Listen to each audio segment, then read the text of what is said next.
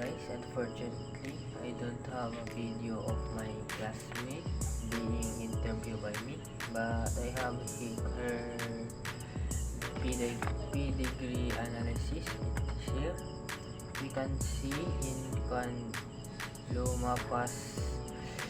father's side is both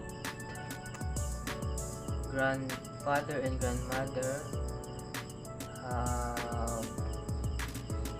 curly hair, and his mother's side is both grandmother and grandfather has also curly hair, and his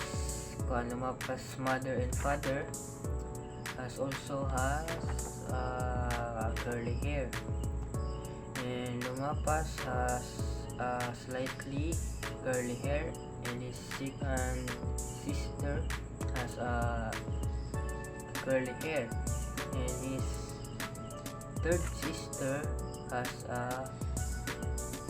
slightly curly hair like Lumapas. And we can see that curly hair dominates their genes to grandfather to his mother, and Lumapas